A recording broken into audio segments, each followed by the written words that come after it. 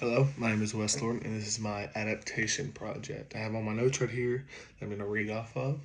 But for my adaptation of Jeanette's Pearson's The Spare Room, I'm focusing on the theme memory is fleeting.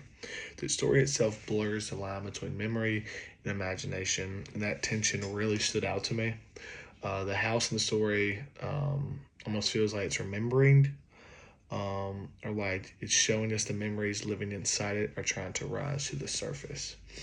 Um, what what moment inspired my adaptation? One moment that really inspired me is when the narrator senses traces of like previous people that lived in the house, like the smells, the sounds, the unsettling presence in the spare room itself. Of course, none of it is confirmed or explained, but it's almost like the house leaks these memories out. Some are faint, distorted. Sometimes it's misunderstood. You really don't understand what's going on, but still, it's powerful enough to change how she feels, how she sees everything. That idea that memories linger is the core, I would say, of my adaptation. What I plan to create originally, I want to do like a digital visual piece, but I was not sure how I can make like the atmosphere like worked the way I imagined. So instead, I'm just gonna create like a short monologue, kind of like the point of view of the house. That's kind of what I'm gonna go with in my adaptation. The house becomes like a narrator. It remembers the people that lived in different eras. The modern narrator, the mysterious thin man with the lighter, the 1950s fruit importer kind of guy who died there, and even earlier. Um, but like the house's memories, they fade, they overlap, the same way memories do in the original story.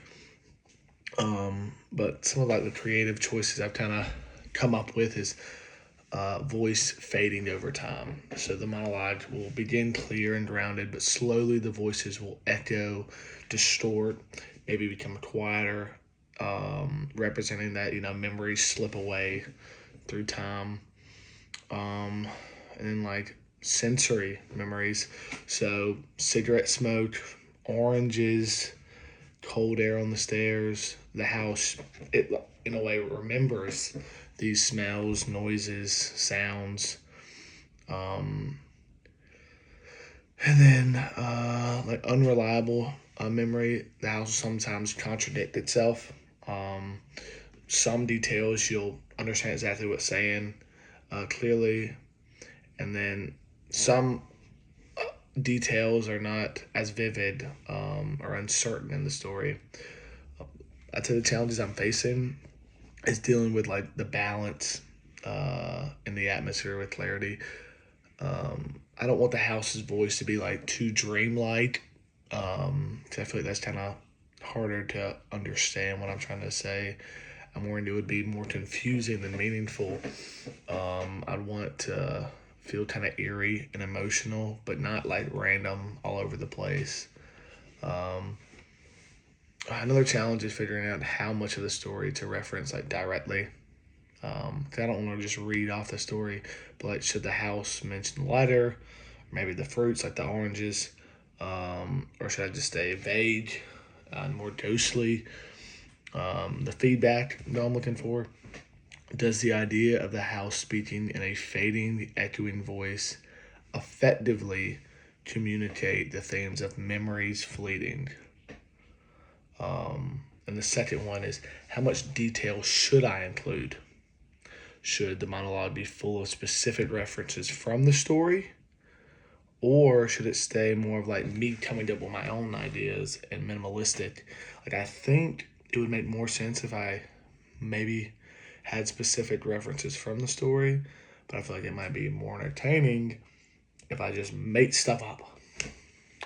So I don't know. I did come up with the first line though.